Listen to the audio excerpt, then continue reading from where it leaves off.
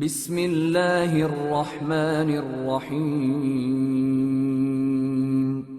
شروع اللہ کا نام لے کر جو بڑا مہربان نہایت رحم والا ہے۔ لوگو اپنے پروردگار سے ڈرو کہ قیامت کا زلزلہ ایک حادثہ عظیم ہے۔ اے مخاطب، جس دن تو اس کو دیکھے گا اس دن یہ حال ہوگا کہ تمام دودھ پلانے والی عورتیں اپنے بچوں کو بھول جائیں گی اور تمام حمل والیوں کے حمل گر پڑیں گے، اور لوگ تجھ کو مدہوش نظر آئیں گے، حالانکہ وہ مدہوش نہیں ہوں گے بلکہ عذاب دیکھ کر مدہوش ہو رہے ہوں گے۔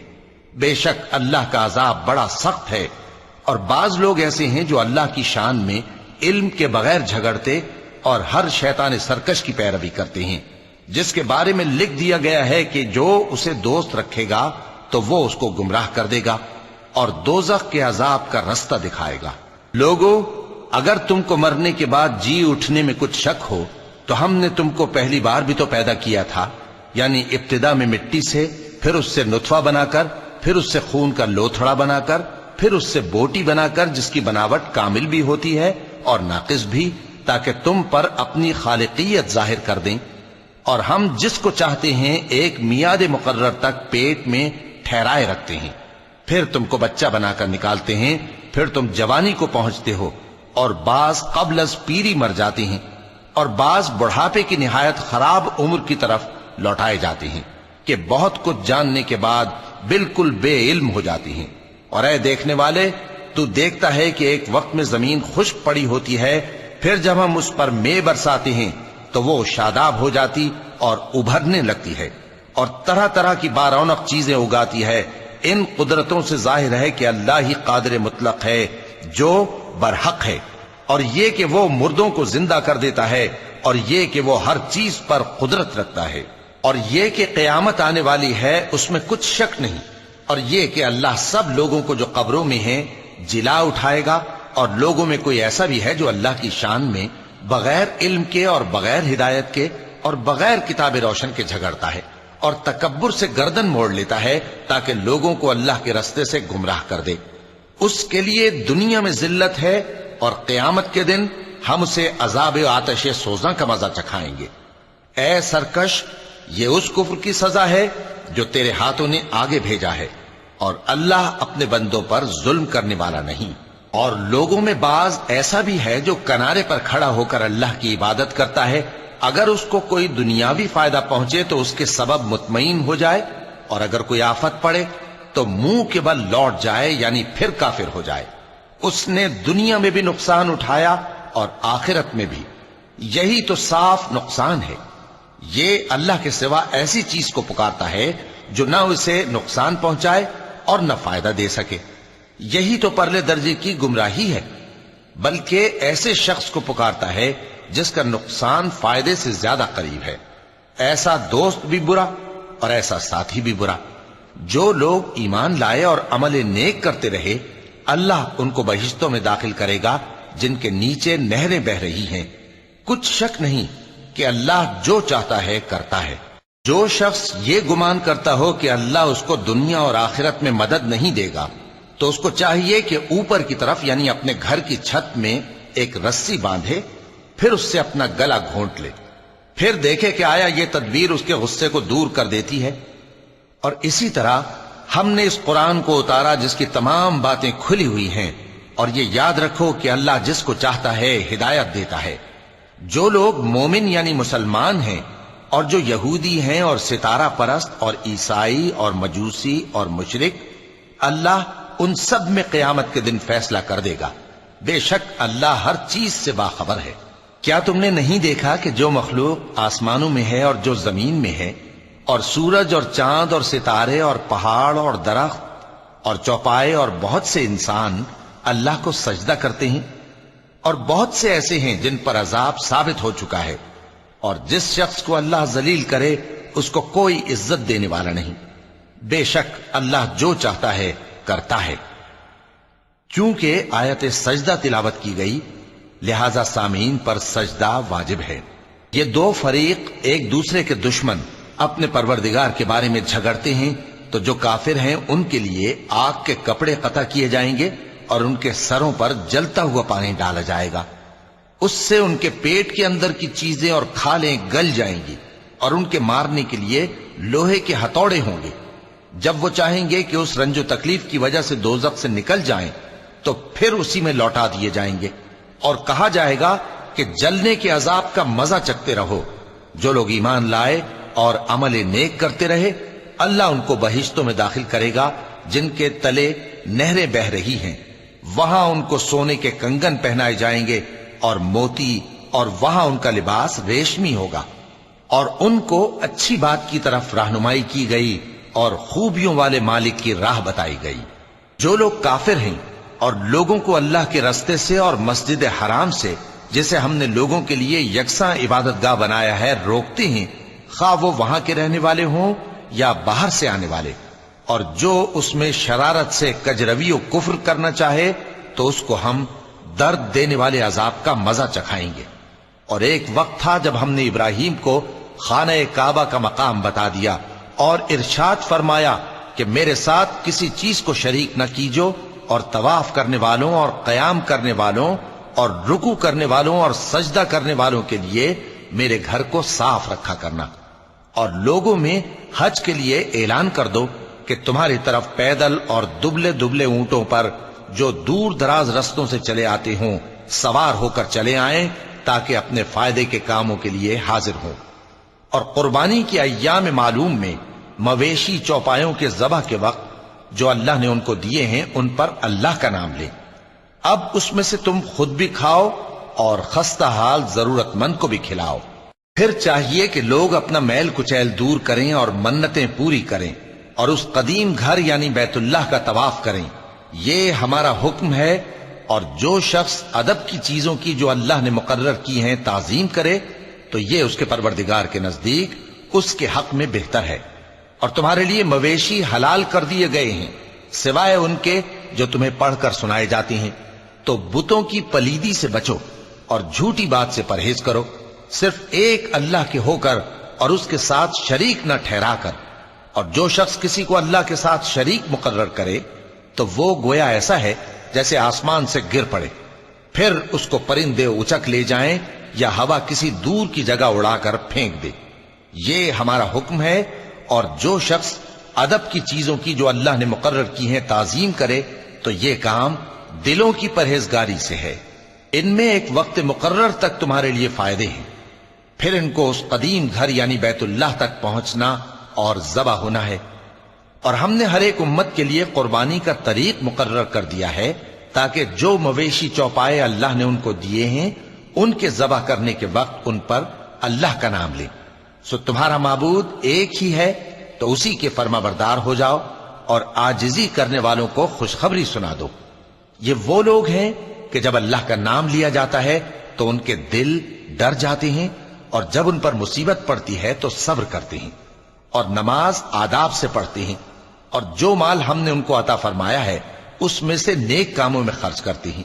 اور قربانی کے اونٹوں کو بھی ہم نے تمہارے لیے اللہ کے شعائر مقرر کیا ہے، ان میں تمہارے لیے فائدے ہیں، تو قربانی کرنے کے وقت قطار باندھ کر ان پر اللہ کا نام لو، پھر جب پہلو کے بل گر پڑیں تو ان میں سے کھاؤ، اور قناعت سے بیٹھ رہنے والوں اور سوال کرنے والوں کو بھی کھلاؤ۔ اس طرح ہم نے ان کو تمہارے زیر فرمان کر دیا ہے تاکہ تم شکر کرو۔ اللہ تک نہ ان کا گوشت پہنچتا ہے اور نہ خون، بلکہ اس تک تمہاری پرہیزگاری پہنچتی ہے۔ اسی طرح اللہ نے ان کو تمہارے زیر فرمان کر دیا ہے تاکہ اس بات کے بدلے کہ اس نے تم کو ہدایت بخشی ہے اسے بزرگی سے یاد کرو۔ اور اے پیغمبر، نیکوکاروں کو خوشخبری سنا دو، اللہ تو مومنوں سے ان کے دشمنوں کو ہٹاتا رہتا ہے۔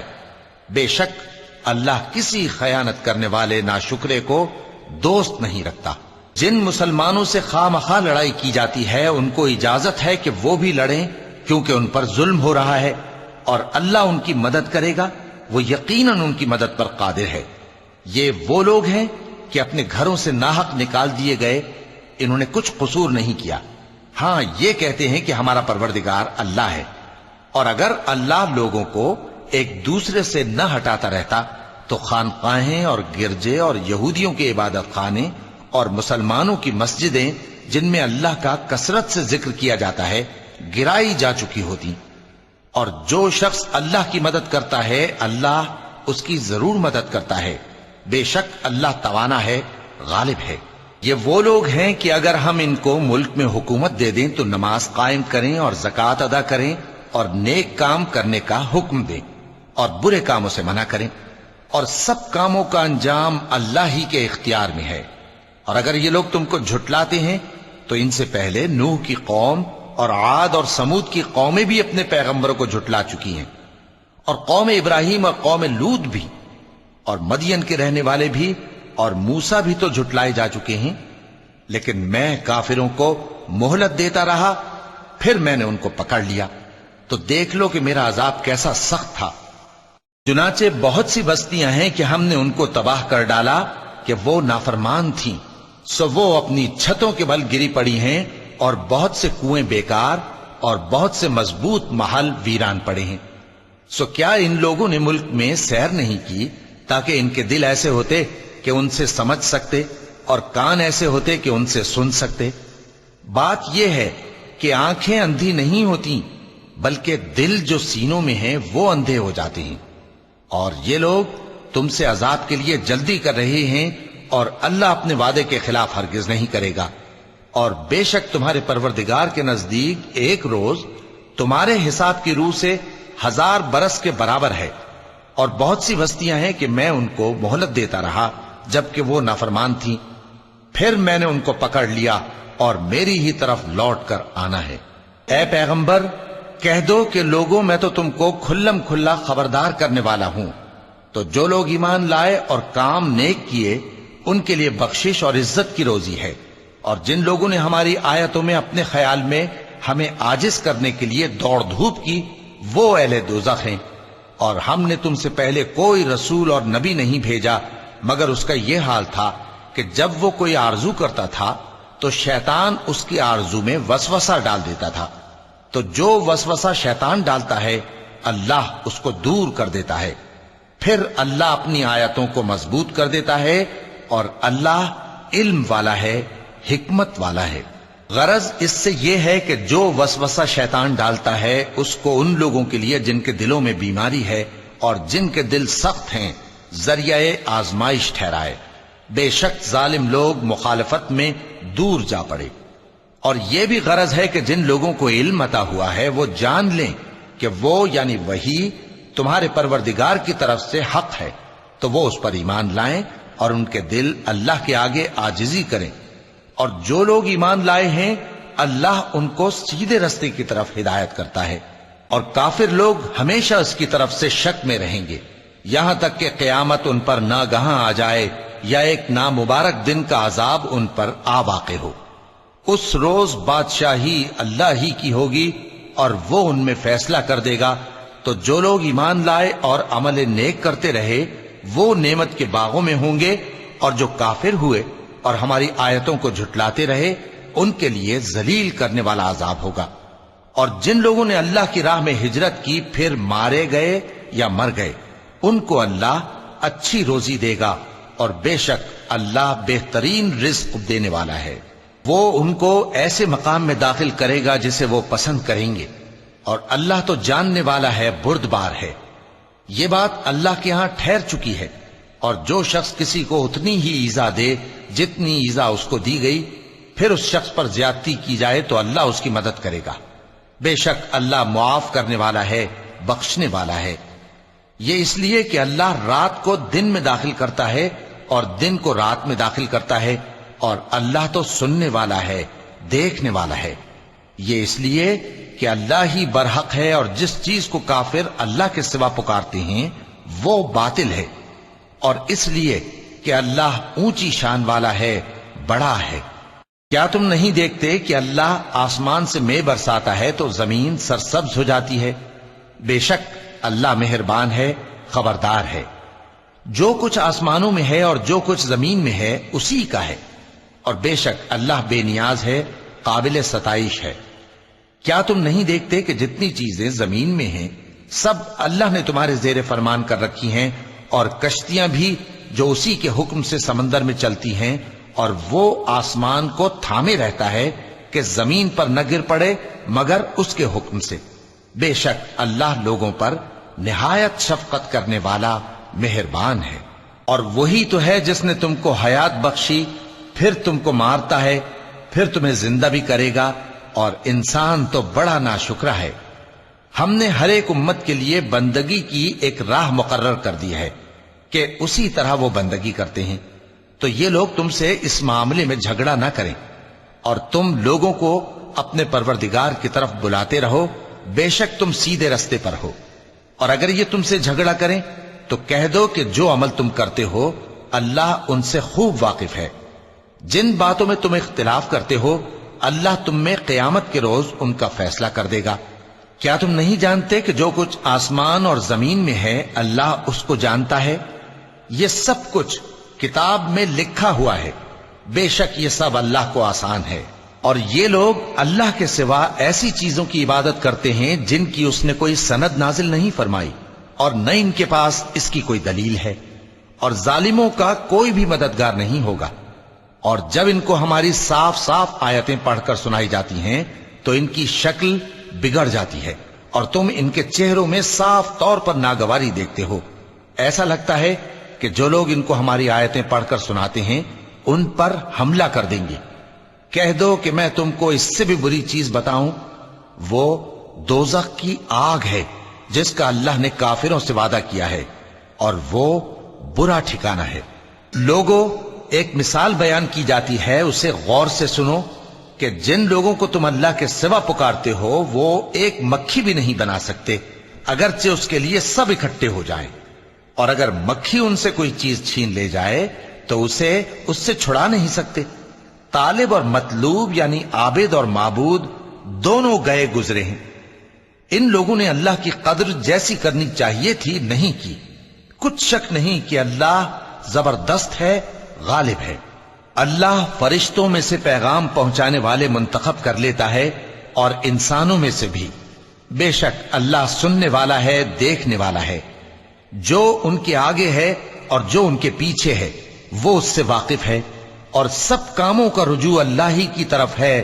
مومنوں، رکوع کرتے اور سجدہ کرتے اور اپنے پروردگار کی عبادت کرتے رہو اور نیک کام کرو تاکہ فلاح پاؤ۔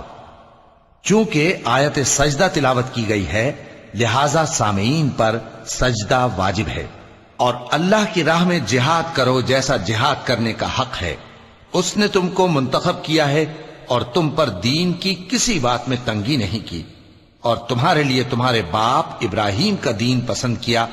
اسی اللہ نے پہلے یعنی پہلی کتابوں میں تمہارا نام مسلم رکھا تھا، اور اس کتاب میں بھی وہی نام رکھا ہے۔ تو جہاد کرو تاکہ پیغمبر تمہارے بارے میں گواہ ہوں اور تم لوگوں کے مقابلے میں گواہ رہو۔ سو مسلمانوں، نماز قائم کرو اور زکوٰۃ دو اور اللہ کے دین کی رسی کو پکڑے رہو، وہی تمہارا دوست ہے۔ سو وہ کیا خوب دوست ہے اور کیا خوب مددگار ہے۔ صدق اللہ العظیم۔